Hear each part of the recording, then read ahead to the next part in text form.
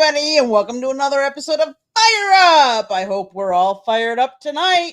Are we? We sure are. I'm fired up to see how many more penalties the Falcons will get. They're on pace to have 16. They just got another one, and now I think Mike Evans just picked up a first down.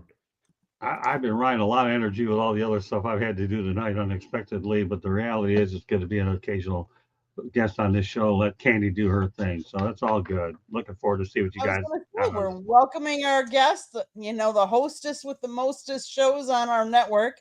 That would be Mr. Scott Morganroth, but he gives me the reins tonight. The Country Club, as he affectionately calls this show. And, of course, my co-host, Mr. Smokin' Jeremy B. How are you tonight? Fantastic. It's been a good week. Great. And then Samir, who was busy studying last week for finals, is back with us tonight. How are you, Samir? I'm doing good. I'm glad that's over with. So, did you get good grades? I haven't found out yet. Hopefully, I did. I feel good about them. So, no, if you feel good about them, that usually is a good sign. Because if you're coming in here going, I don't know, then we know it's bad. Yeah. Okay. More power to you, Samir. I'm a long ways away, removed from my college days, although I did have to take a 215 exam to pass the Florida health insurance test. I actually got it on the first one at 70%, even in after the ripe age of 50. But I don't miss that studying. I enjoy what we do here. Keep up the good work, Samir. Thank you. Well, guys, since we last talked, there's been a lot of things happening in college football and a lot going on with college football. So let's start. Last weekend was a selection show. How are we feeling about who was selected, who wasn't selected? Should anybody feel neglected, or what are your thoughts on who made it in and who didn't? Yeah, I understand at 10-2 that Notre Dame's upset, and I get it. But at the same time, the schedule they played, yes, they beat a couple top 5 teams, but they lost to, what was it, Northern Illinois? That was last year, I think. Was that last year? I still. That was last year. But they made the playoffs last year. They lost to another cupcake team this year to start the season. And they also had a top 25 lost to Miami. They lost to Miami, and didn't they lose to Florida? Texas A&M. They lost to both of them. But they were close games. Nonetheless. And I get it. What I didn't understand is, how does Alabama get boat raced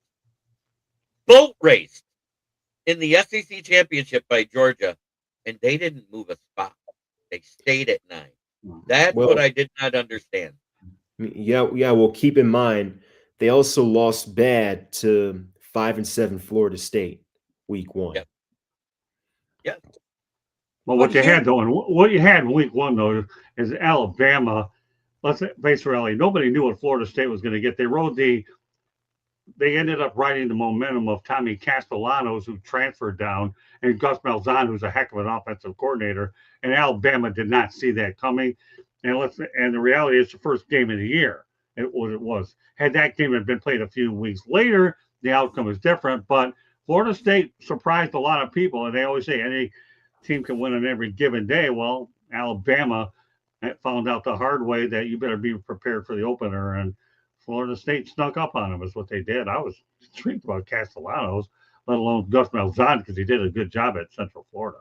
And let's face it, they played Alabama to their defense.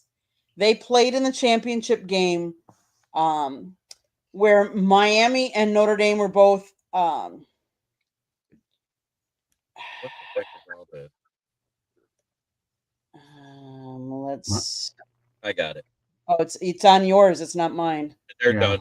I don't know who it is, but what I was going to say is Alabama played in the championship game. Notre Dame and Miami didn't play at all. It's hard to penalize a team that makes it to the championship game and then doesn't play well in the championship game when the other teams didn't even play. So I get, that logic there. Um, I will say to the college football playoff selection committee is I don't understand how and don't get me wrong, I'm happy that Miami is in and Notre Dame is not, but how do they leapfrog them in a week that neither of them plays? So, I mean, my question to you is why didn't they have Miami ahead of Notre Dame 2-3 weeks ago? Why did they wait till this last week to put them up and in? That's where I think my only guess is they had to get an ACC team in there.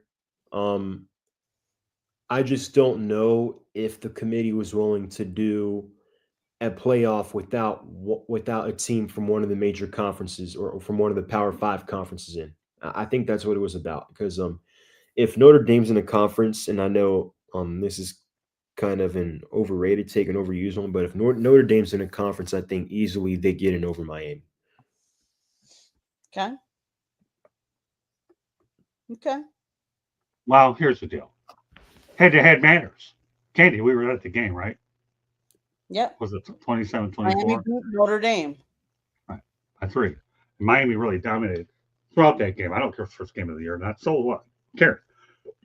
Head-to-head matters. And obviously, as you get closer to the championship games, obviously you want to see exactly where some of the other games play out before you ultimately make the final decision. At one point, Miami was eliminated, but that was a week prior. Now, a week later, they're in. Well, no problem.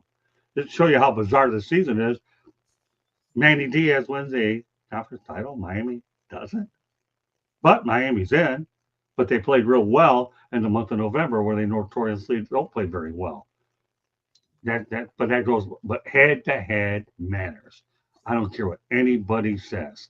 And in this particular situation, it did. It did. I don't know how I got back. I blocked and removed. Oh, I'm blocking them on mine. Now they try to come in on mine. All right. Nevertheless, head-to-head matters. And Notre Dame better get it figured out because if they keep screwing around with the ACC, let them not forget that the ACC bailed them out for COVID-19 is what they did when they had nobody to play and they had a conference game to be affiliated with. And now they're acting like this. Give me a break. Head-to-head matters. Miami won.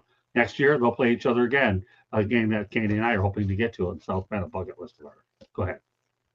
So my question is, athletic directors in multiple colleges are threatening to freeze Notre Dame out of future schedules after learning about a memorandum of understanding deal that reportedly gives the Irish guaranteed playoff access starting next year if they finish in the top 12 of the final rankings.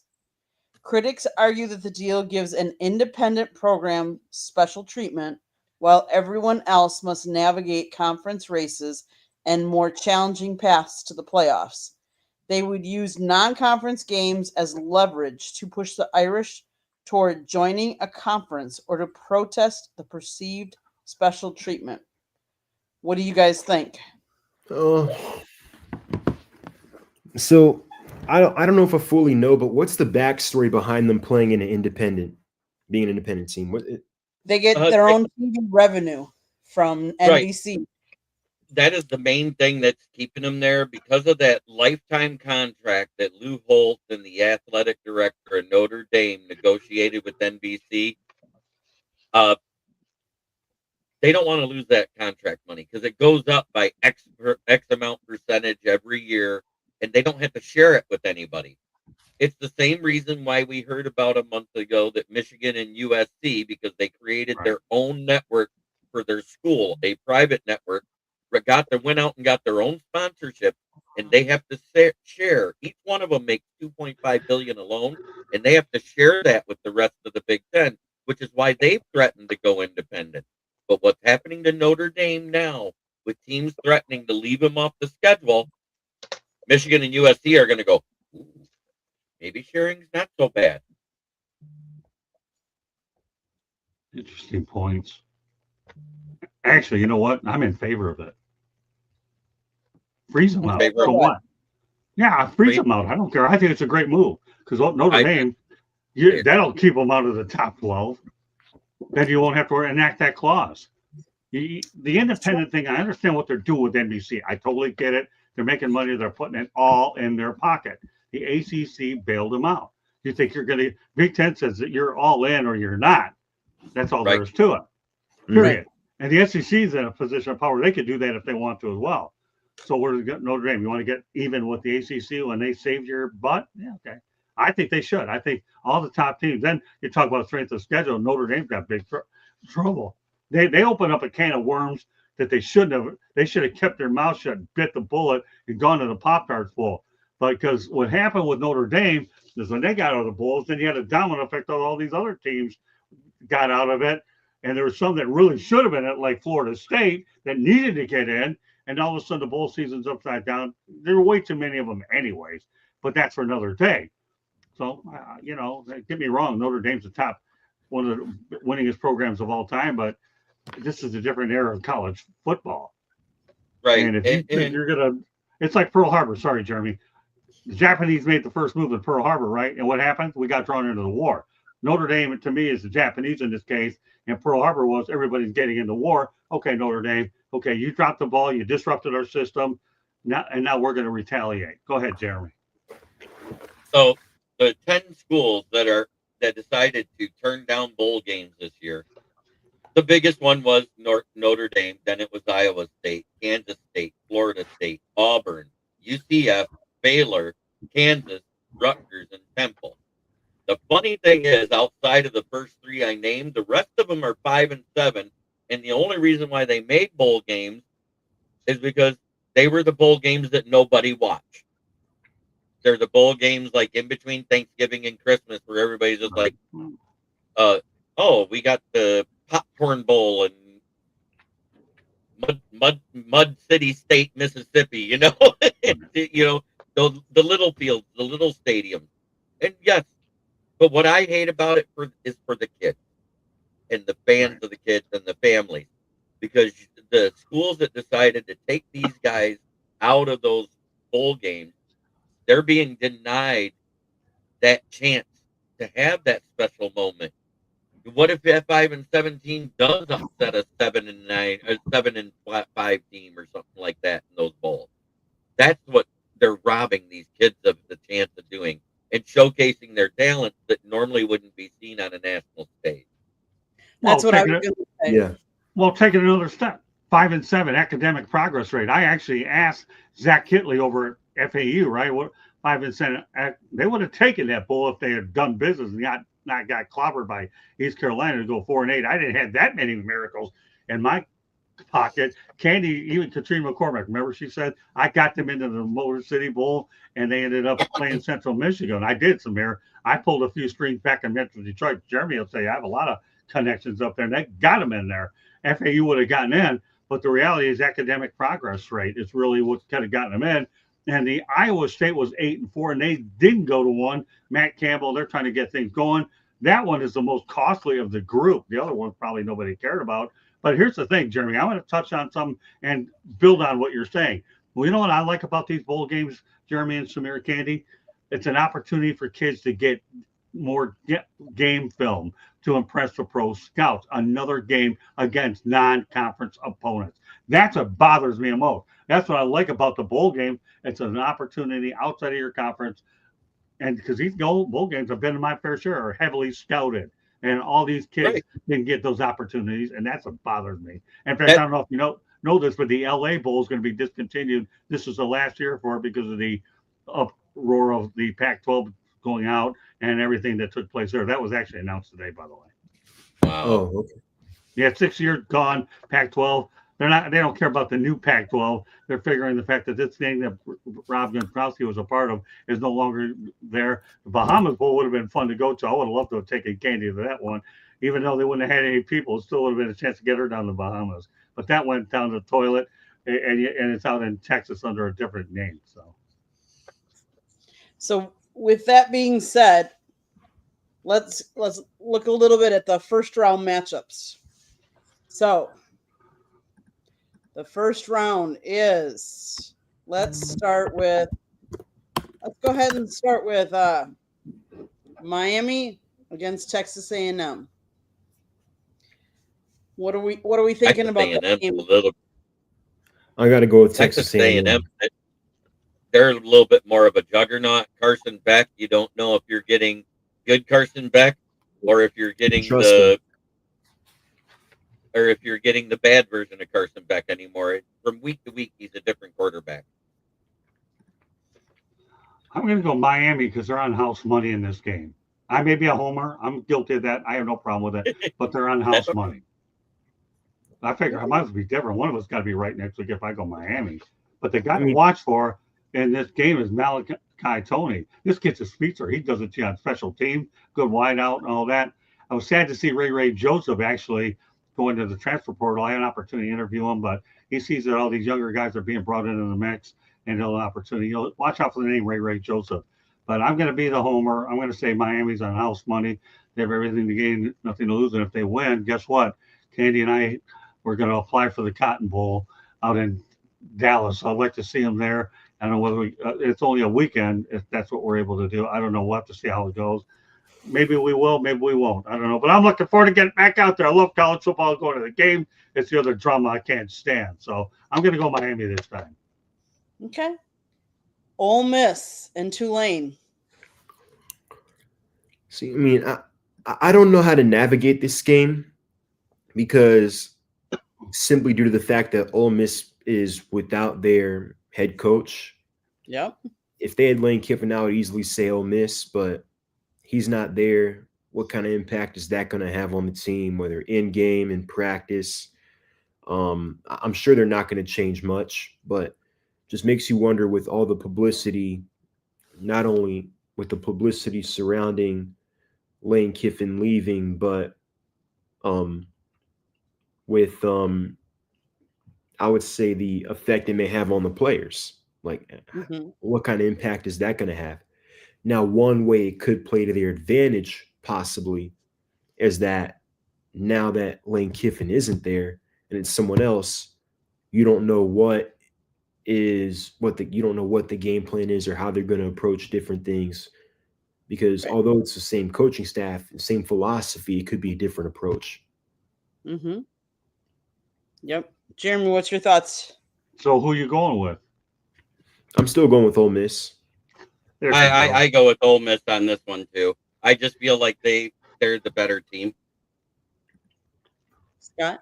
I'm going to go Ole Miss because Lane Kiffin's sending all of his offensive coaches over there is what he's doing so that they can keep the continuity there. Lane's not there, but the rest of his people are to finish what he started, let alone the fact that in his particular case, Lane Kiffin's got bonus money on the line because he's going to get paid by LSU if the team continues to win. So, yeah, I got to go Ole Miss.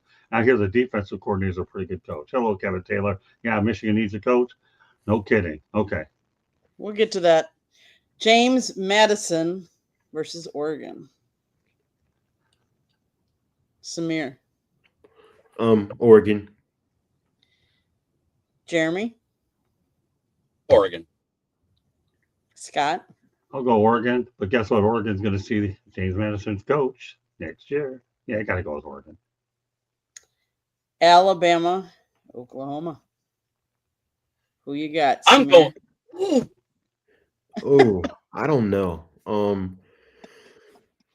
I think I'll give the edge to Oklahoma. I think it'll be a close one, though. I got to go with Oklahoma.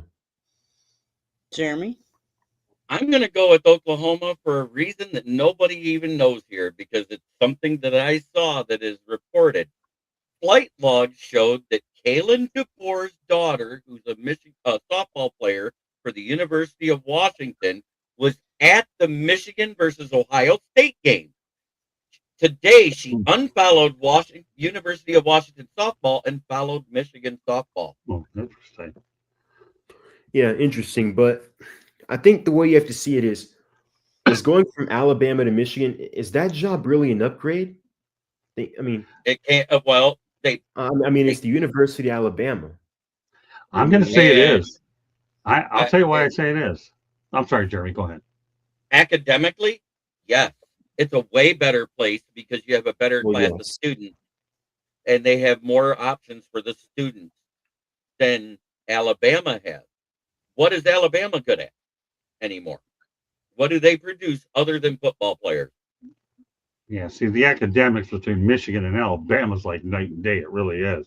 I like the big block. Of course, I'm from the area, but that had nothing to do with it either.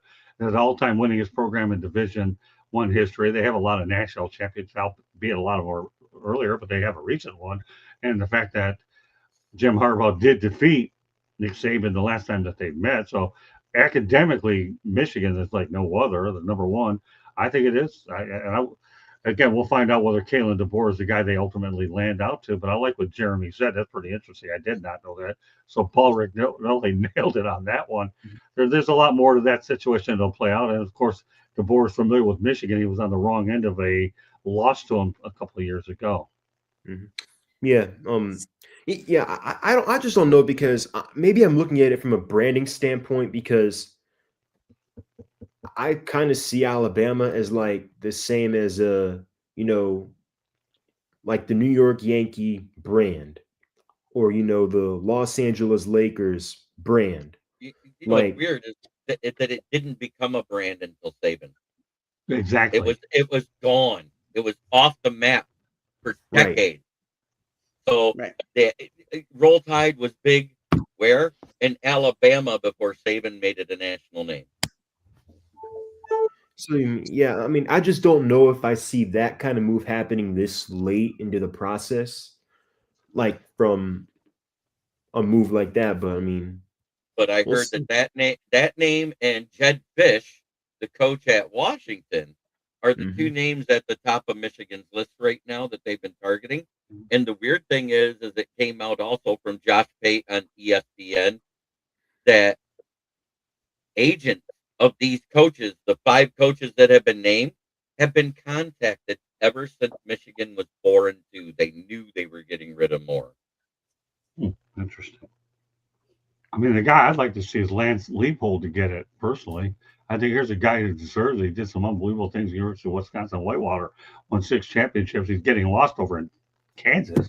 Lance Leipold brings championship pedigree, and he's built programs with integrity. But again, that's going to be an interesting list to see how it all plays out. The Michigan job is great, and I understand where each and every one of y'all are coming from. I really do. With any of the names, it'll be an interesting coaching search. That to me is a blue blood job. It really is. When Michigan starts calling, you should take it. The only dumb idiot I've ever seen is Les Miles, who should, when he had an opportunity to get the job, when they were interested in him, he didn't. What happened? They bring on Jim Harbaugh. Les Miles was out of coaching, and he was at Kansas and was awful there. Here's the interesting thing about Jed Fish, and I'll leave it at that. That year that Cade McNamara had his best year at quarterback, Jed Fish was the offensive coordinator at Michigan under Harbaugh. Oh, interesting. Great. Here's one name. Here's a wild card. Sure. Now that the Penn State job is filled up, what about Brian Dable? I think Brian Dable, if he doesn't land an NFL offensive coordinator job somewhere else. I think that's what's going to happen with Dable is in this offseason. You're going to see him get swooped up by somebody real quick for offensive coordinator, because you have to look at when he went to Buffalo, he inherited a Josh Allen. He had a Josh Allen that was a nobody and looked like absolute garbage the first year, and turned him around overnight. Yeah, see, the Giants have been irrelevant for a long time, so I know that Brian Dable is going to take a lot of the crossfire. But keep in mind that he still communicates with Jackson Dart, and he's trying to help him out even though he's gone. So Brian Dable, even though he hasn't succeeded in the New York Giants, and nobody has in the last several years, he's a name to watch out for. I don't see him as a guy to associate with the Michigan job, but there's a name that he's one of the most respectable coaches out there. He'll land somewhere. Well, good that he can take the rest of the year off and get paid to do it. So I like Brian Dable. It's just a like for the Wolverines job. The other 2 names I'm hearing thrown around out of the NFL circles, and it's only if they get fired. One is the brother to Jim Harbaugh, John Harbaugh, who's rumored to be on the hot seat of the Baltimore Ravens. And even though the owners say he's not, the writers are saying the seat is warm under Tomlin this season, that with starting out in first place in the division, if they lose it and don't make the playoffs, he may be out. Yeah. And I was reading somewhere, I think it was on either The Athletic or on the Washington Post, that, given how the Steelers operate, it wouldn't be an outright firing, but it could be either a mutual parting of ways where he takes a year off and then gets back into it, or it could be a trade. Right. Question in the chat room, gentlemen. How high of an impact are these playoff games when it comes to player retention? Or is that an afterthought for most teams? I I think wanted to say after it's an impact, because I think ultimately these players want to be playing in these games. We want to be in a position where they can play in big games and win big games. So yeah, I mean, I know money's an impact, but I think also these guys are competitors. They want to win. So right. My thing is player retention does have a big part of it because if you think about it, most of your starters are seniors and juniors. Very few are sophomores and freshmen. The the elite are the sophomores and freshmen that start on a college team. Mostly it's juniors and seniors, and all of them are NFL draft ready. The ones that come out to go to the draft, they are the ones that hurt their teams in the college football playoff because they refuse to play in them. And we've seen it happen time and time and again lately. And the team that you think will win it all doesn't. mhm. And that's true. You have to sell your players to come back every year, no matter what. It's not like, but again, yeah, for the longest time, coaches have been leaving anyways. They've been going on. Now their players are catching up. Players want to play for a specific coach. I think it'll be interesting to see how the Bryce Underwood situation. But Bryce is a smart kid. He's going to find out who the eventual successor is. You got Tom Brady, who sees what's going on. He's just sizing up from where he's at. Tom Brady will be, if there's ever a time you need him to be an ambassador for the University of Michigan, it's him now to make sure, hey, just put your foot on the brakes a little bit. I saw Rich Eisen on the NFL Network, a big alumnus, and Adam Schefter starting to make some comments as well. So, it's certainly a situation where you have to sell your players every year to come back to you. That's how it is now. You recruit. And it's not a God given that you're there 2, 3, 4 years.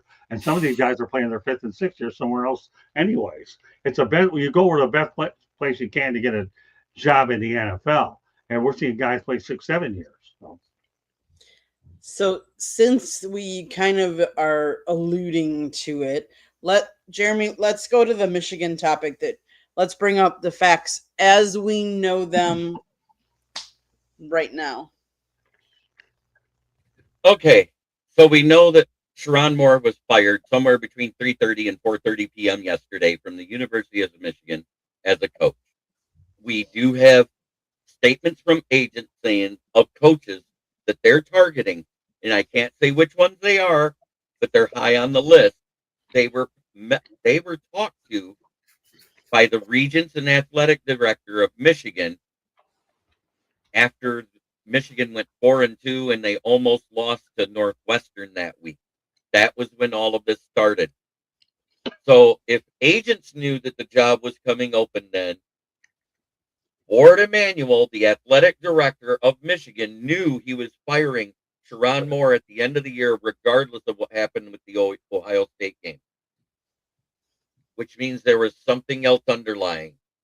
We do know that he had an affair with the executive assistant to the head coach, a graduate student executive at Michigan, Paige Shriver. We do know that his wife knows about it.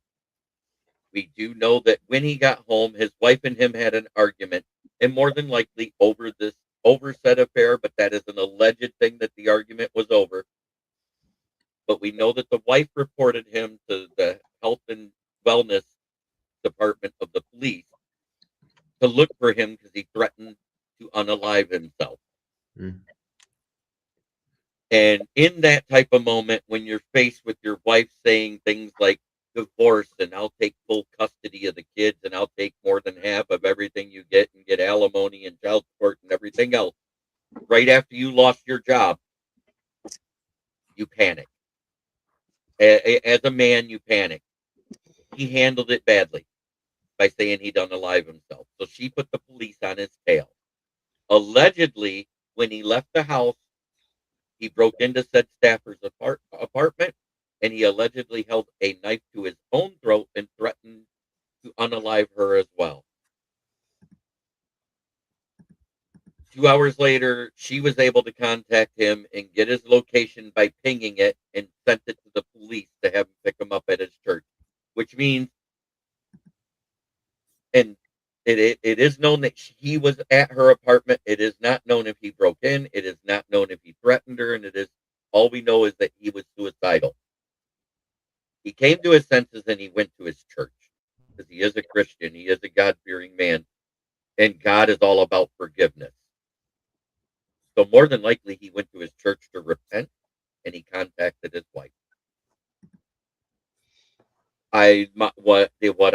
My heart and my prayers go out to the students that have decided to stay. So far, out of all the recruits that signed on signing day, only the 4-star tight end left. He's the only one that rescinded his commit, and they allowed him to do it with no repercussions. Everyone else has said what we expect Michigan men to say. I came here for the block end and the opportunities they give me beyond football. This is what I've heard and what I read on the Maize and Blue report, which is on the Wolverines.com, ran by Chris Ballast and another gentleman that I can't remember his name off the top of my head. But I follow Chris Ballast. That's why I know. And Bryce Underwood has said he respects the block M. And from what I understand, this is through multiple Michigan fan pages, so this is alleged also. Bryce Underwood after the Northwestern game, because remember that's after he had that 3-game run where everybody was talking about him as a Heisman hopeful because of how good he played with the offensive coordinator was running the team. Sherron Moore goes or I do to Ward Emanuel. This is what's coming out of the camp that they on fan pages. So I can't say it's a source. I can't say it's true. It's alleged that this is what was said. So I don't think he's going anywhere. Because David Portnoy and his wife spent a lot of money to get Bryce Underwood at Michigan. So as far as that goes, if anybody else wants to comment on it, you can. If you don't want to, I totally understand. This is still obviously a developing story, and we don't have all of the details out yet. But well, that's a lot. And you know what? Yeah. I like the fact that now you're becoming a journalism guy. Okay, like you have been for I like years. that's why the stuff that respect. So here's where I'm going with it. I said alleged. yep. No, I know. You've come a long way writing. Samir, I know how well you write anyways, but this guy's come a long way. But here's the thing. Number one, Sherron Moore needs a lot of help. Okay, we know that. But Michigan is a brand. It is an absolute brand. And here's what they're going to attract a top-level coach. That's all there is to it. You need a couple of days for everybody to sort through the debris, because that's what we have right now. And it's unfortunate with all the events that have taken place. And I'm going to be very cautious on what show I use it on Inside the Picture. It won't be this Saturday. And chances are we may touch on a little bit next Tuesday night. But I want to see more information before I dive into this thing. I've got enough topics this year on Inside the Pick that it had more college than I've ever had because of all the drama surrounding the college game. But the reality of the situation is this. Who will the next coach be at Michigan? That's what Bryce Underwood is really looking for. Let me tell you, there are upgrades over Sherron Moore. This guy's been suspended a couple of times. He's connected with some of the wrongdoing with the previous regime. Now give me a guy very capable of what he's able to do with the blue blood talent you have there. Michigan's rebound won't be as badly as you think it will be, although things don't look at the moment. They really don't. Exactly. You rally behind the interim guy right now, because let's not lose sight of the fact that you got Texas. You do. That's a good matchup between two blue bloods. So it's a very good game up in Orlando. So by no means am I putting an indictment on Michigan. I just want more information. You gave about as good of a overview than anybody, Jeremy, based on the fact that it's 12/11/25 and we're only 24 hours into this wide thing. And I'll even take it a step further. I never watch TV in the morning, Candy. I really don't. But I decided to go on Get Up to watch there a little bit and First Take. And I got on when Adam Schefter, Mr. Michigan himself, went ahead and got on, and I wanted to find out because now I got a lot of football shows going forward to keep me busy for a few weeks as we continue to add more to it. And then I went on First Take and even watched a couple more hours. I watched more TV today, 3 hours, than I have in the last 2 or 3 weeks as I continue to work on building this network, because this is too much that you have to watch and listen to other opinions to gain any relevance or conscience of what it really has transpired. Yeah, So, yeah, definitely. in the interim, the OC is the head coach again. That's what we do know for right now. They probably will not have a coach by their bowl game, but they will have it by the end of the bowl season. I think they're waiting for either a couple of people to be out of it, if you know what I'm talking about, and available. Because one of the last name on the list, I think they were throw-ins just because they've been throw-ins at once by Michigan fans before. And one of them was Brian Kelly. I think that would be an absolute disaster. You Not too. get him anywhere near Michigan. Right. He did really good in the MAC, but he has not done well in the SEC. And lately, if you look at the SEC versus Big Ten, the Big Ten has the bigger win percentage over SEC teams in bowl games and CFP. Well, listen, Jeremy, I don't even think that he did that great of a job at Notre Dame. Marcus Freeman's done way better than him there. When Notre Dame was glad that he left to LSU. I didn't think he was. Let me finish. I didn't think he was going to last for 2, 3, 4 years. Let alone the fact that he thought he was going to come up with a Cajun accent that to me is a good ringtone. This guy's crazy. Alabama coach, the Arizona State coach, Washington coach, and the Notre Dame coach that you just mentioned are targets for Michigan. Okay. Stay tuned.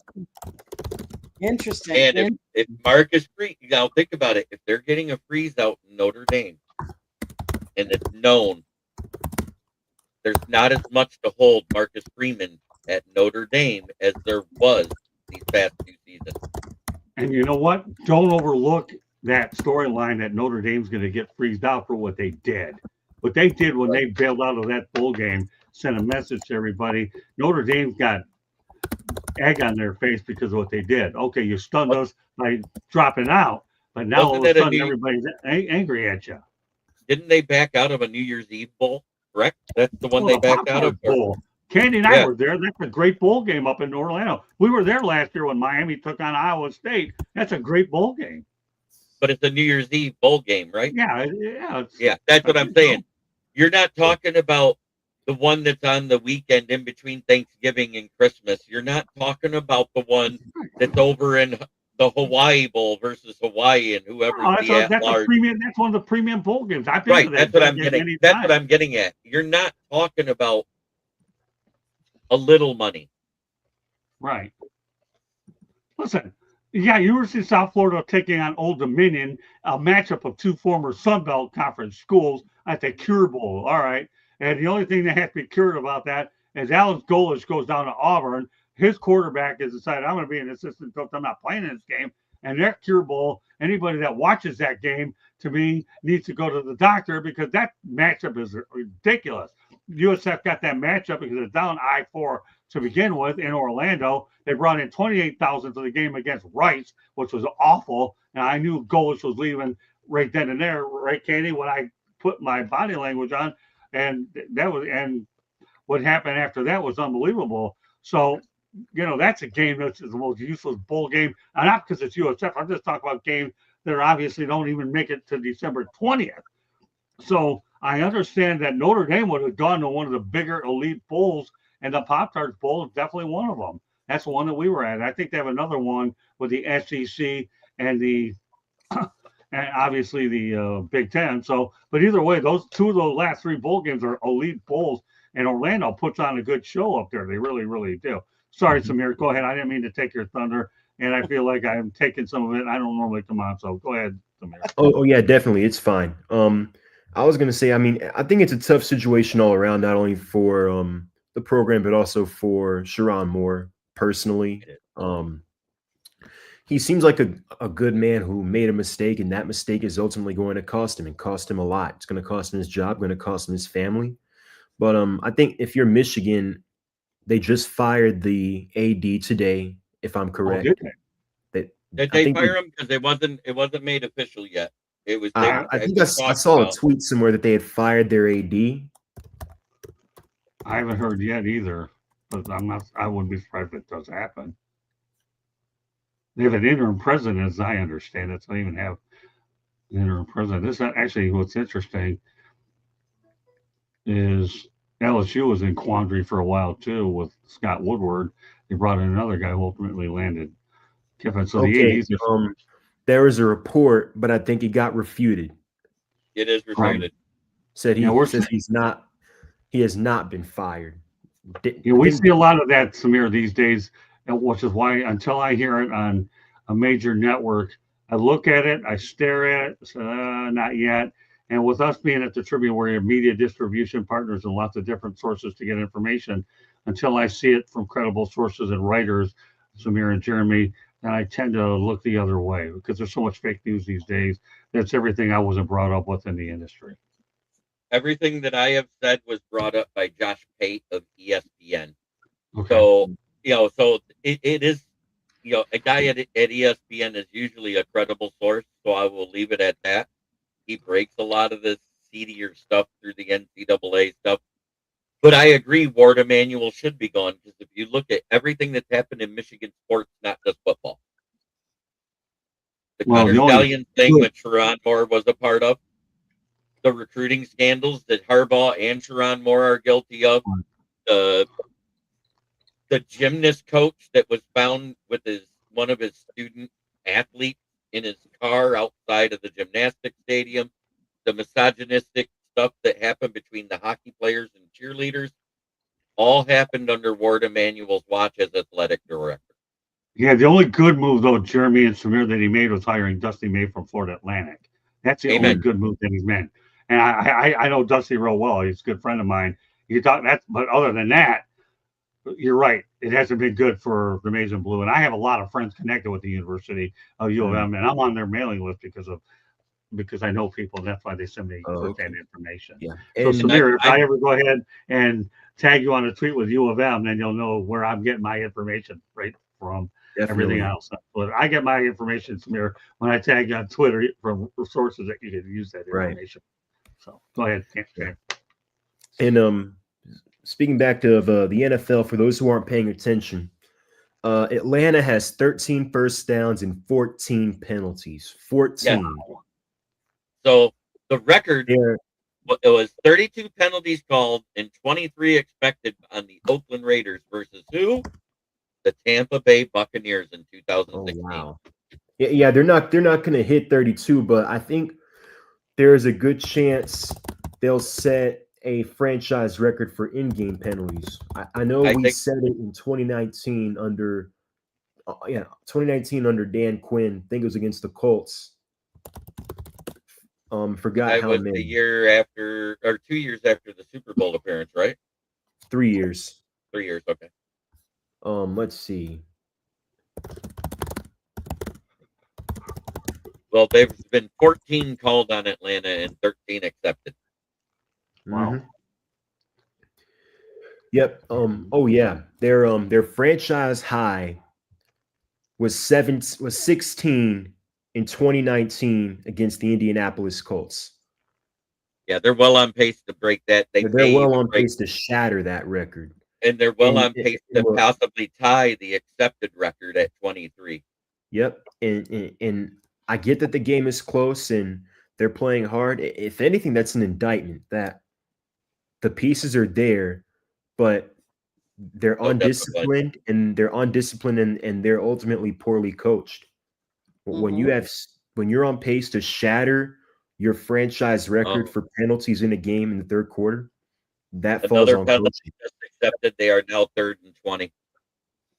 They're 4th and 20 now. Kirk just threw an incomplete pass.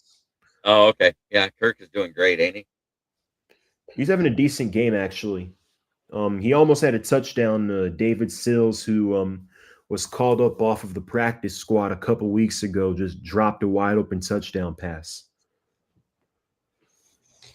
Well, keep in mind the Falcons have won 2 of the last 3 meetings between the two, and Kirk Cousins was a pilot for a couple of them. Yeah, for some reason, whatever it is, Kirk Cousins throughout his career just seems to like playing the Bucks. Started with the you like that game.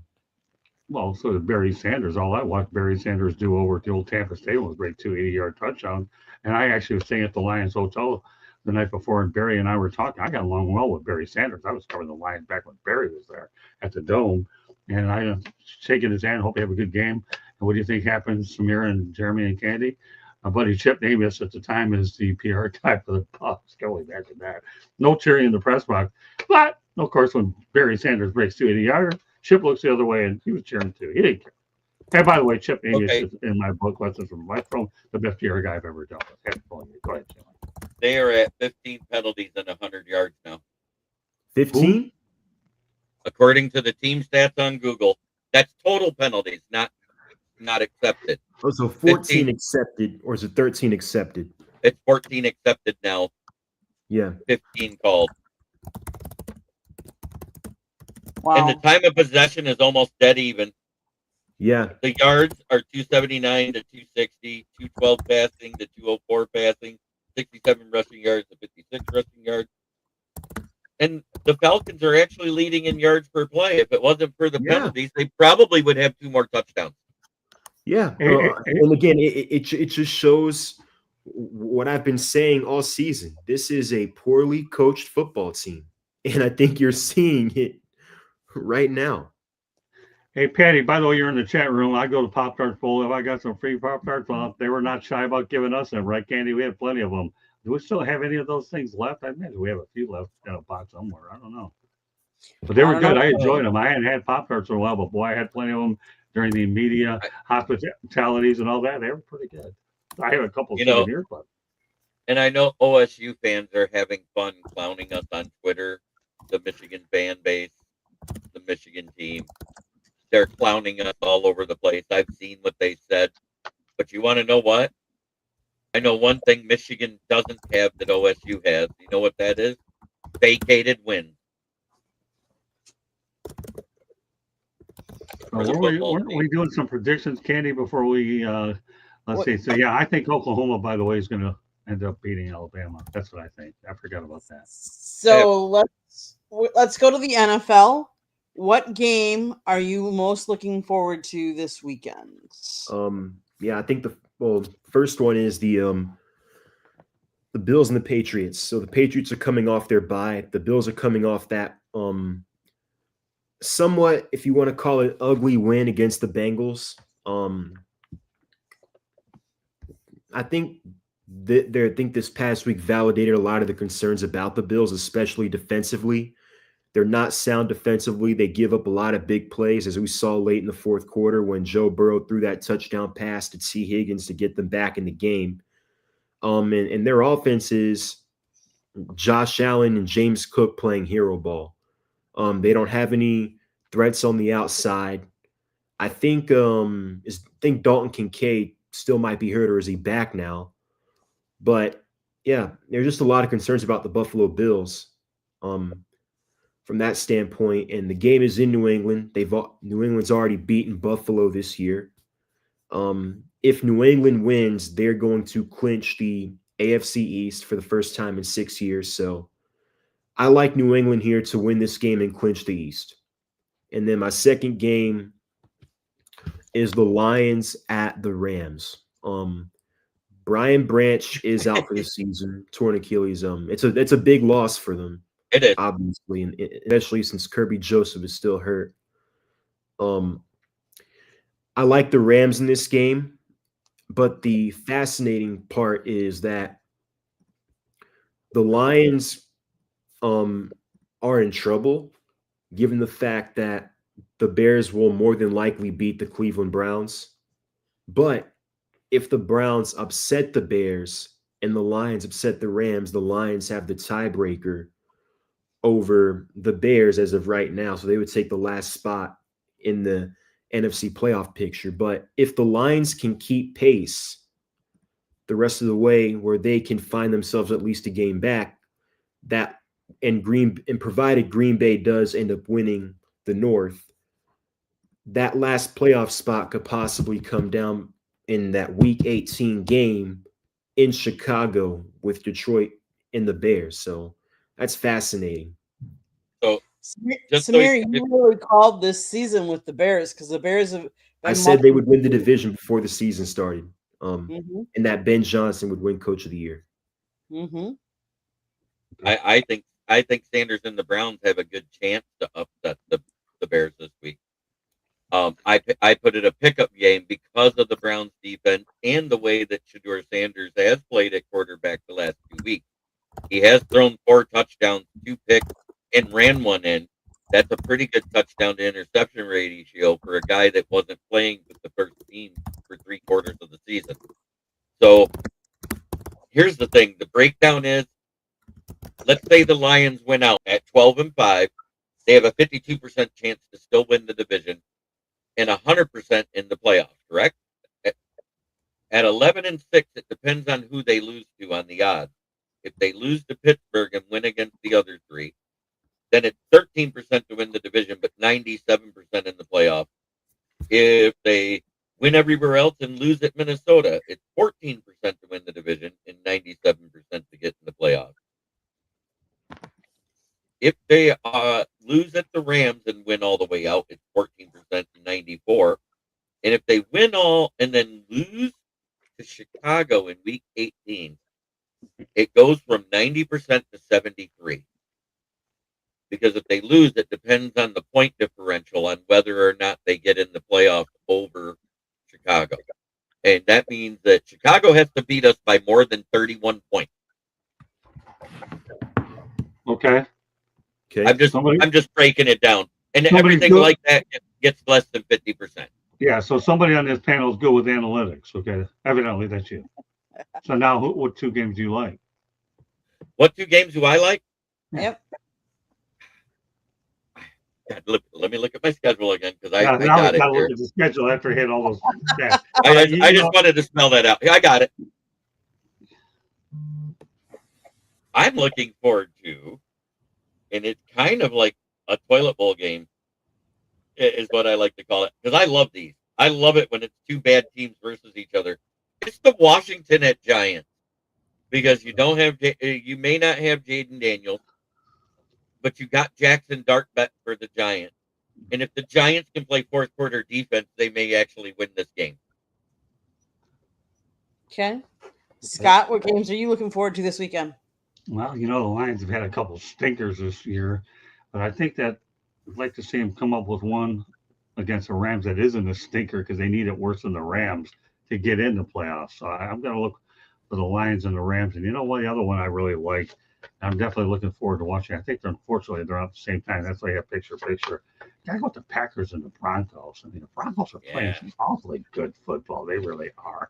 You have Sean Payton, okay, good enough for Walmart to buy him. Okay, go to Denver and the Mile High area. And you have the Green Bay Packers. I mean, Packers obviously need this win in the worst way as well. And Denver is on their way of cruising to a divisional title. So those are the 2 games. The Lions need a good win. I love what they're doing offensively. Now, the only thing I have to wonder is if they're picking up some players on the defensive side and what kind of things that Brad Holmes has up his bag of tricks to be able to fortify that secretary. Yeah, I know, Fermi. I know your body language. I can see it. I may be 63 years old, so why don't you go ahead? I've only set you up for that update. Go on, Ulrich. Okay, so Brad Holmes has made some moves this week. They acquired Jalen Mills, the former Super Bowl champion with the 2018 Philadelphia Eagles, for strong safety. He does play that position quite well. He's been a 2-time Pro Bowler. We signed him straight to the roster, and then we also acquired the Steelers practice squad player who was a former starter, DeMonte Kazee, who has been practicing all week as well. Kirby Joseph practiced yesterday but was off today, but there was no injury designation next to it, which 9 times out of 10 means rest. I wanted to make that clear. Taylor Decker has missed 1 day of practice every week since the beginning of the season, except for the weeks that he missed all of them when he was out. So he's more than likely playing too, because there was no injury designation next to that as well. Alex Anzalone was off yesterday with the illness, but returned to full practice today. And on the sidelines working out was second-year left guard and starter Christian Mahogany, and also Shane Zylstra, who's been on the IR. He's back practicing on the sideline. Well, the bottom line is the Lions reinforcements in the secondary can make a contribution, then you're negating the losses of the injuries. How much of an impact, I don't know. But they have no shortage of offensive weapons. They'll go as far as the Tesla kid, to me, intrigues me. I mean, he's a tall target. They're getting him more and more involved. And we all know about Montgomery and Samir Gibbs, and the fact that you have St. Brown and a couple of the other wideouts are doing well. All right, Samir, go ahead, man. Yeah, I mean, that's really all I had. I think in another game is potentially, not really, but the Eagles versus the Raiders. And I don't think there's any doubt that the Eagles are going to win this game. There's, they look like a train wreck, but how they win this game. Is this a get right game for them, or does the offense continue to stagnate? Yeah. What do they look like?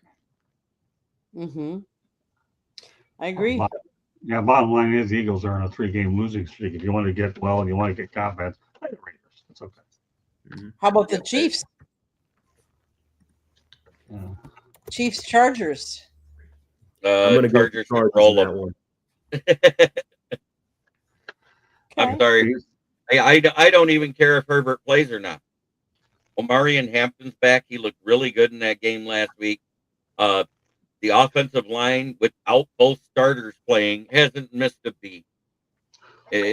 So they won a game that they probably should have lost, that Herbert got hurt in and stayed in the game. And that's why he may miss this week. It's 50-50 if he plays. Yeah, Chiefs are really, really, really, really struggling. They really are. Yeah, it's too bad. I mean, they've had a bullseye in their chest, and the problem is they're getting older. Yeah, exactly. They're not getting the calls anymore like they were initially. If you look at the last 6 years, last year with losing in the Super Bowl, Will Vogel, look at that. Oh, Will, good to see you again. He popped in on last Saturday's Inside the Pick. Good to see Will Vogel. Been a while. All right, good to see you, Will. Well, anyways, the Chiefs went from being one of the youngest rosters to the oldest rosters overnight in the last 2 seasons. Yeah. The oldest roster in the NFL, coincidentally, is one of the worst ones in the NFL right now in the Washington Commanders. Yeah, that's not a surprise either. Well, the good news is we made it to the end of the third quarter without another penalty being called on Atlanta. Yeah, Bijan Robinson just fumbled. So Tampa has the ball near R20, but they just threw an incomplete pass. So third quarter's over. They have the ball 2nd and 10 right near R20. Jeremy, how many penalties put this game away? Does Atlanta have through 3 quarters, by the way? 15. 15, wow. 15. Well, they have 14 accepted. The franchise record in a single game for accepted penalties is 16, and they're on pace to break that. Really? Here's the crazy thing, is they only had 9 accepted penalties at halftime, so they got 6 in that quarter. So the franchise record, you're saying, is 16 accepted? Yeah. 16 accepted is a single game record for the franchise. They have 14 right now. If they have 3 in the fourth quarter, they break that record. And the record for any team was set in 2016 versus the Buccaneers by the Oakland Raiders at 23. That's crazy. Oh, focus on the present, Jeremy. How many people remember that anyways? Oakland Raiders back in the day, I don't know. Hey, I just call it like I see it. I know you call it the way you see it. Oh, you call it the way you research it too. That's how much better you got in your instinct now. Yeah, tell me.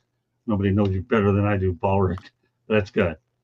Yeah, that's hard to believe. 15, 14 accepted, 16 game accepted, single game record. Wow.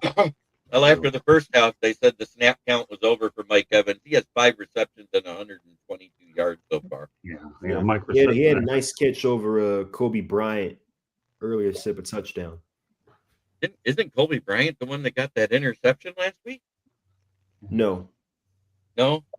You're thinking of a different Kobe. Well, yeah, we have a Kobe Bryant as well. There's one in Seattle and one here. Oh, that's what I was thinking. Oh, that's Seattle's Yeah. defense that was so good last week. That's right. So imagine how those names are spelled. One is Colby, one is Kobe. Okay. Correct. Okay, guys, back to one of our famous segments, My Town. Let's do it. Samir, what's happening in your town? Yeah. For those who are watching this game, I don't know what else you can say that's already been said.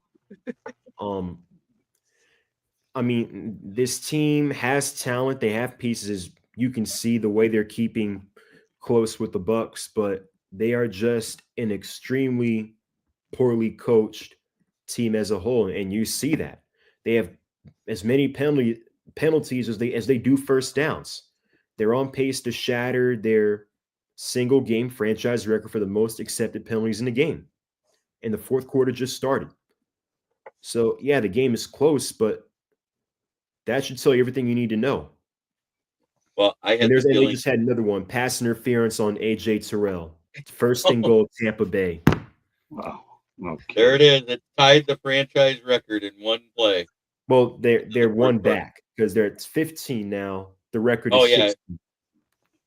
16 penalties total. Yeah, with Yeah, but I mean, look, this tells you everything you need to know. Ian Rappaport, before the game, reported that the owner Arthur Blank is evaluating Raheem Morris and Terry Fontenot at the end of the season. Arthur Blank, if you're watching this game, I don't know what else there is to evaluate. Clean house. Please clean house. Seriously. There's nothing else to evaluate. But the Atlanta Hawks are currently 14-11.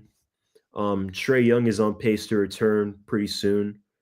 Jalen Johnson is playing his way into all NBA talks, looking like an all-star lock. Nickeil Alexander-Walker's been a great pickup. Porzingis is still unreliable, unfortunately. I was excited about that pickup in the offseason. So the Braves are making moves. They signed Mike Yastrzemski, 3-year, $11 million deal. It's going to be platoon DH with him and Drake Baldwin, which all but confirms that Marcelo Ozuna is not coming back. And then they go out and they sign Robert Suarez. He is one of the top relief pitchers / closers in all of Major League Baseball. So based off what I heard, it's going to be Suarez setting up Iglesias closing in the 9th. And with that, we have two of Major League Baseball's leaders in saves since 2023. In Raisel Iglesias and now Robert Suarez, we bolster the bullpen.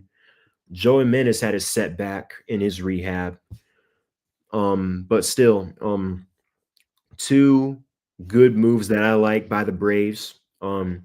They need another starting pitcher, and they need a shortstop. Dubon should be a good utility bench player. He can't be our everyday shortstop. We need a shortstop that can hit. And that's it for my town. Jeremy, your town. Well, there was a rumor that came out Monday that Tariq Skubal, that the deal was all but done, that he was going to be traded for a buttload of prospects to the Dodgers as long as there was a long-time deal signed. Tariq Skubal went on and pulled the Lee Corso line on Twitter and said, "Not so fast, my friend." So, whether he's traded or not, I don't care at this point. If he's going to play, let him play. If you're going to pay him, pay him. That's where I'm at on it. And that's directed at Scott Harris and the Detroit Tigers and Mr. Chris Illich. Open your checkbook. Quit being cheap. Pay the man. Back-to-back Cy Young winner, and he may never get to that type of level again. But we thought that about a certain other triple crown-winning Cy Young pitcher that we had that we let go, and a year after he's let go, won a World Series with another team in Justin Verlander. So that's where I'm at with that. As far as the Lions, we did pick up Jalen Mills. We picked up DeMonte Kazee. We waived Giovanni Rucci and Ross Dwelly from our tight end room, which if you look at their PFF scores from the Dallas game, you can see why they were let go. Average NFL players get between a 55 and a 70 for PFF scores. The one got a 28 and the other one got a 33. Ouch. Ouch. Scott? Tampa just scored again and got the 2-point conversion. Okay. Very good. All right. I like starting the week 1-0 on my pick'ems. I'm sorry. There you go. Mr. John Robinson having a solid game outside of the fumble for my fantasy playoffs. I'll take it on my town that very few people even talk about. Well, let's face the reality: the Florida Panthers have won back-to-back Stanley Cups. I don't see them stiff in a third. But here's another championship team and this team's going to be playing in a new building next year, Inter Miami Football Club. Candy and I have covered them from time to time. The reason I didn't cover them this year or finish it last year because the coach didn't speak English and I couldn't get my questions in. But guess what? David Beckham wins his first MLS Cup with, obviously, Lionel Messi. So kudos to Inter Miami. Here's a team that have been playing well. They've obviously gotten it right. And you have a guy like Lionel Messi, and now they're going into a new building with a championship. I'll tell you one thing. South Florida, when it comes to professional soccer, they get it right. And David Beckham knew what he was doing. They got off to a rocky start with Inter Miami for a while when they were getting going, but in terms of building a following, but now they have a championship in their pocket, a world-class owner who's willing to bring on Lionel Messi, draw a lot of fans. Even their secondary stadium that used temporary is 18,000, which is better than a lot of stadiums out there. And they're moving into a 25,000 seat Palace in Miami, not too far from the airport. So yeah, kudos to Inter Miami, what they've done. And another thing too, also I want to wish Ray Joseph well. I had an opportunity to interview him over at the Miami Media Day, and I thought this kid was going to be playing a larger role. He does enter the transfer portal. I hope he lands somewhere else. And he's a very talented young player, but Miami's bringing in a lot of good players. And it's just too bad that Ray didn't have an opportunity to be more of a factor. But Candy and I talked to him. He's a great kid. I wish Ray nothing but the best. So here are the 5 coaches that Michigan, or according to CBS College Football Insiders, that Michigan is looking out real quick. Kalen DeBoer, Marcus Freeman, Lincoln Riley, Jed Fish, and PJ Fleck of Minnesota. I'll tell you what, Flex from Minnesota to me is an interesting one of that group because we all know what he did with Western Michigan. If there's a guy that I think could take that job, if it were offered to him, Fleck, it to me is a wild card, Jeremy. Thanks for bringing that up. I think the 3 in the middle, Marcus Freeman, PJ Fleck, and Jed Fish are the best bets out of those. Yeah. Yeah, I saw the Fleck one, and that one intrigued me the most. You go from Minnesota to Michigan. That's when you really think about wild card. But I still like Lance Leipold if they get that far to him. So, guys, I do have another question. Phillip Rivers, what are our thoughts? Wow. I don't know. And I think it's the worst matchup possible. They're playing the number 1 scoring defense, or not number 1, but I think they're playing one of the top scoring defenses in the NFL in the Seattle Seahawks. So not the most ideal matchup for you to be making your return to. But so how, for the Hall of Fame, how would that work? So he retired in 2020. I think his eligibility was going to start this year. So now right, I know where you're going. It would restart again. He has a 5-year window. Once you so it'd be 2030. Yeah, correct. That's what would happen. Once you unretire, the cycle starts 5 years later. Mm-hmm. Great question. That's what would happen. He doesn't care. He'll get in. He just wants his kids to see him play now. Can't blame him. But you know what? Phillip Rivers being signed at 44 years old, a grandfather, father of 11 kids. I'm just curious if sometime around August or September we hear that Taylor Rivers has their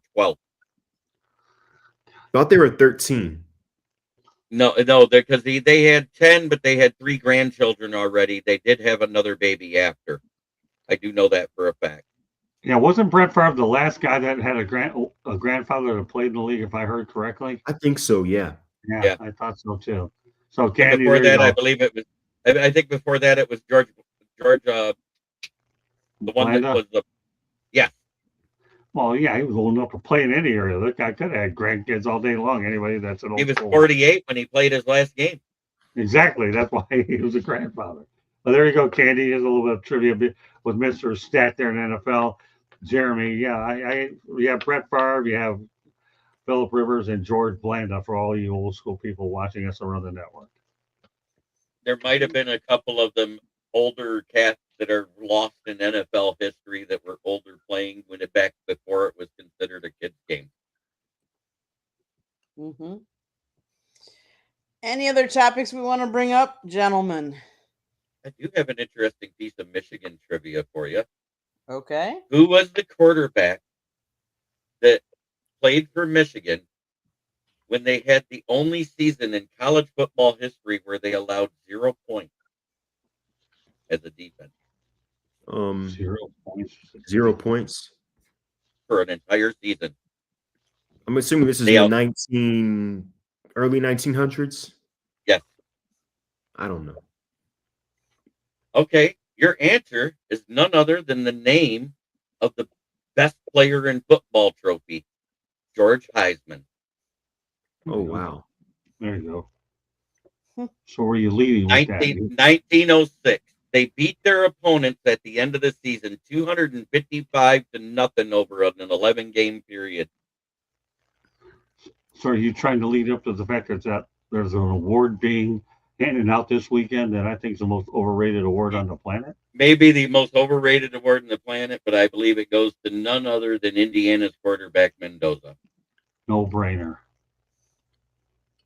Yeah, I think so as well. I knew you were going somewhere with this. Yeah. I know you too well, Paul. Sure. You gotta admit, that's a good piece of trivia to bring up before we talk about the Heisman. 1906. Yeah, okay. That is And true. I know I'm not that old, even though I've been accused of it. So do you remember the name of the high school coach that got fired when you're on inside the pigskin? If I remember Conley. He ain't gonna remember. I have it in my notes. It's okay. Yeah, I know. I admit it. I don't remember. I just guessed. It wasn't Conley, was it? No, I have it in my notes. Was I even close? The guy coached out of Oneonta High School in upstate New York. Yeah, I remember that. Samir, get this. The guy coaching his guys already still got fired, even though he won a state championship. Go figure. That's crazy. It's called Patty Cake, Baker's man coaching. Go, give me a parade. I was going to actually ship you a hat when you mentioned seriously, because I have a really seriously, really one, and that was probably going to be headed your way, Samir. GMTA. Huh? GMTA. Yeah, great He mind. needs a hat. Yeah, I'm with him. Take it out of our expense account when we get bigger. Okay, guys, I am going to South Florida Tribune Publishing Company published a book. It's written by Mr. Scott Morganroth, the Motor City Madmouth. He wrote a book that talks about the media, talks about his 40 plus years in the industry and how it has evolved and changed. If you know anybody that wants to get involved writing or broadcasting in the media, this is definitely a good gift idea for the holidays. Go get your copy today. It's available on Amazon, Barnes & Noble, Kindle, Google, and Apple Books. There's also a link on our website, www.southfloridatribune.com, where there is a plethora of great content, so go check it out. If you like to listen to podcasts, you can find us wherever you get your podcast. If you want to advertise, sponsor a show, or be one of the guests, please email us at southfloridatribune@gmail.com. If you see that red subscribe button in that lower right-hand corner, that means you haven't subscribed to us yet. What are you waiting for? Just do it. Like us and share us. And then turn on your notifications so you're notified every time we go live. Monday nights, we talk baseball. Tuesday nights, we talk Inside the Pigskin football. Wednesday nights, you never know what Scott's got up his bag of tricks. Thursday night here on Fire Up, typically we talk a lot of football, but you never know. Then on Saturday mornings, Scott started a second episode of Inside the Pigskin. Got to tune in to find out what we talk about, but I can tell you it's a dueling matchup between a former USC Trojan and a UCLA Bruin. Ooh, They both played in the NFL too, so tune in Saturday morning to find out. And guess what, I know Samir? who All it three, is. and I'll tell you, these three guys on Inside the Pigskin, Samir, just so you know, they all live in Atlanta. Oh wow. Yeah, so you know what, Samir, what I'm going to So- have to do one of these days, pal? If you're ever available for a Tuesday show, Jeremy's been on it. I have to get you in there one of these times to bring you on with these Atlanta guys. We'll get you on there. We'll even add a seventh wheel to bring you on. You're going to have Mel Can I Farr, do you're it? going to have Ben Troop, and then you're going to have Marvin Powell. And of course, Jeremy's been watching them. He's been blending with these guys. They live in Atlanta, Samir. I told you I'm going to hook you up with people. You've been a loyal part of our network. Now I got to get you on with some of these Atlanta guys, let alone Steve Holman Sr., who I even told you about. I got some Atlanta Hey, stuff. let's see. Mel Farr Jr., former running back number 45 when he was on the practice squad of Number the Lions. 16. And kick out of bounds. Oh, okay. He's keeping up to date. Good stuff. So There it is. Samir, It's tied. So, and then on top of that, you got Marvin Powell, who was a wide receiver, correct? And a Right. returner. well, it's a And then Ben fullback. Troop was a tight end, right? Right. So Samir, there's an opening for you, my friend, on Tuesday. Once in a while, as long as you stay with this Thursday gig with in the country club, and I'll make you feel it only. And by the way, just Candy's on that show too. That's anything but a country club, but you don't know the people involved because all three of Well, us he are may involved. be the host. He may be the host of the most on Tuesdays, but he needs the best producer in the business in Candy. Yeah, she's a class by herself. That's for sure. Thank you. So Samir, there's your opening one of these days on Tuesday night with all the Atlanta boys. We'll fit in real good with you. Never know, Sounds good. they may even bring in one of their NFL PA events out there. That'll make it really sit in there. I think Jacob Christner went to one of them too, didn't he? Oh, they'll love you, Samir. You're as easy and cool as the other side of the pillow, Stuart Scott would say. I probably took away more of his airtime tonight because I can't shut the heck up. But at least he's standing there and giving us updates. And I have another commitment later on tonight. So you guys, are updates are unbelievable stuff. Samir, how can people find you? Yeah, for sure. You can find me on X at ATL_Samir2401. I post a lot of my content and a lot of my articles there on the site. So that's where you can find me. And then you can also find me on Thursday night on Fire Up, number 17, by the way. Oh, yep. I have a record. Raheem Morris. Well, no, they Mike? just declined it. So Oh, nice. it's still at 16, but still, I mean, the 17 fact, penalties called, though. like, I don't care that the game is close. This is an indictment on Raheem Morris as a head coach. Never been hired in the first place. What are you talking about? Look, I'll admit, I was excited when we hired him. I was like, okay, you know what? He was a head coach years ago. He was young then. Let's give him a chance and see what he can do. I think he's kind of like Dennis Allen, where some guys are just meant to be defensive coordinators. Right. And he's one of them. He's just not a head coach. No, great minds thinking like theirs, Samir. No doubt about it. Yeah. Jeremy, how can people find you?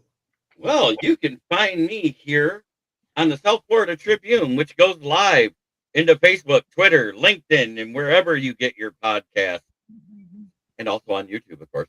And you can find my writings with my wonderful publishers and his editor-in-chief up there, Scott Morganroth and Candy Ebling, right on the SouthFloridaTribune.com. And you can also find me on my channel, which is Kneecap Biting with the Motor City Lions, where I go live every day of the week. And anytime I'm a guest on the show, it goes into my channel. So if you want to hear more than just Lions football, I do more than Lions football. Yeah, I have a feeling it'll be keeping you busy more ways than you ever imagined, Ballrick. You know what I'm talking about. It's okay. There is one last thing that we want to publicize, and that is, Scott, you have joined Roundtable Sports, and you are going to be covering the Jags, the Bucks, the Nets, and the Sacramento Kings. So 2 NBA teams, 2 NFL teams. Who knows? There could be more to follow. You do little clips every day, and then you do a podcast weekly for all of them. And we're going to get Jeremy in there. He's going to start writing. So roundtables. So for instance, it's jagsroundtable.com, kingsroundtable.com, netsroundtable.com, and bucksroundtable.com. Basically, Roundtable Sports was Sports Illustrated writers formed this site and this business. So definitely check it out. We are definitely a part of it. Proud of you, Scott. You worked hard in this business. And to get this opportunity is great. And Jeremy, I know you're going to roll with it as well. That's awesome. Yeah, being an executive producer, broadcaster, or something like that, where I like to take things from the ground up and build them, is something I always do. And I will say this, and Samir, I hope you're thinking about this. Anybody that's loyal to my company, I always have plans to broaden their horizons, and you're definitely a guy that I've been paying attention to from a distance. I'm proud of all the progress you've made. Thank you. So just keep in mind that I'm always thinking about you in the background, so be prepared when that call comes your direction. Okay, my friend? Thank you very much. You're very welcome. With that being said, anybody else have any last minute stuff besides Jeremy? I know you always close us out.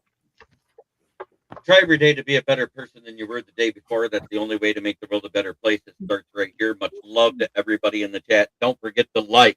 And if you hit that subscribe button, make sure you ring that bell to get all your notifications. Great stuff. Sounds great. Everybody enjoy your week. Enjoy sports. Enjoy Thursday Night Football, what's left, and all the penalties. Thank you. Good night, everybody. Night. Good night.